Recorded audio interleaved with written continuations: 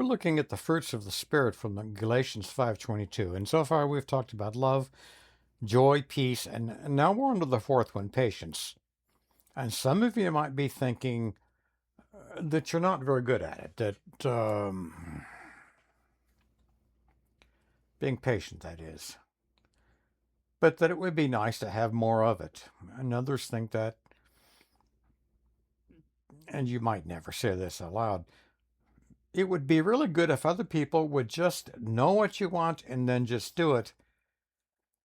Now, if you're incredibly rich or powerful, that may be the reality that you live in, but most of us don't. Most of us have to wait for things because we can see that other people have needs, and occasionally those needs are more important than ours. Let me illustrate. Remember when you were a baby? Well, of course you don't. You were a baby, but chances are you are a lot like other babies. You could be sweet when things were going your way, but you could also be very demanding when they weren't going your way. When your diaper needed changed, when you were hungry, when you were not getting quite as much attention as you thought you deserved. Getting what you want just because you want it is a form of magical thinking, and we accept that in babies and even toddlers because we don't expect any more from them.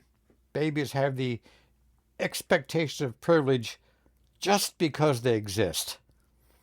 A little later in life, children learn that this kind of favor isn't just handed to them, they have to earn it somehow. This is called growing up. So learning that other people have needs and that you sometimes have to wait on them is part of the process of maturing. Waiting on other people is a hassle. It's inconvenient. It is, however, part of life if you're not incredibly wealthy, but we've already covered that. Waiting and being patient aren't the same thing. On a picture a person in a busy emergency room storming up to the counter every 10 minutes to remind them they're still there and they need to see a doctor. So what's that person doing? Oh, let me count them. Alienating everyone else in the room, for one thing, by putting their own needs ahead of theirs. Irritating the person at the counter who lacks the authority to put them at the head of the line. In fact, this would-be patient by ignoring the needs of others is probably damage than cause, making others less likely to help them. By trying to make an end run around normal civil behavior. And what is this person accomplishing? Nothing good. You may have noticed that this hypothetical person is acting just like the hypothetical baby, not waiting their turn or even acknowledging the whole idea of turns. Were they waiting? Yes. Were they waiting patiently? No, waiting patiently and just waiting are two completely different things. But hold on here, you might say. Aren't we studying the fruits of the Spirit? There's nothing all that spiritual about this. Seems like a fair point. But you see, we've drawn lines around some things and called them spiritual, and other things we just call regular life, divided life into the sacred and the normal stuff like shopping for groceries and mowing our lawns. I think maybe we've been wrong to do that. What if we imagine more? Aren't we all created in God's image? So isn't all of life sacred? Don't all of us, regardless of where we spend our Sunday mornings, have a soul and a spirit? So isn't everything spiritual? And if that's the case, and I believe it is, then isn't waiting patiently, whether in a crowded ER or in line for communion, equally spiritual? If Jesus ever did a face palm like this, it was likely that the Apostle Peter brought that about, that reaction. Peter had a habit of blurting out things without thinking them through. He was impulsive, bold, and bullheaded. But he was also the first to see that Jesus was the Messiah. And any time Jesus' 12 disciples were listed, his name came first. At that strange transfiguration event where Jesus met with Moses and Elijah, he wanted to build a memorial to that occasion, not considering the deeper meaning of this event. It took a vision for him to accept the end of the Jewish dietary laws and accepting the Gentiles as worthy of the Hebrew God, that the Jews of that day acted like they somehow owned. So Peter had a stubborn streak. So Simon Peter had some rough edges that his time with Jesus smoothed. But Peter, for all of his shortcomings, had a good and faithful heart.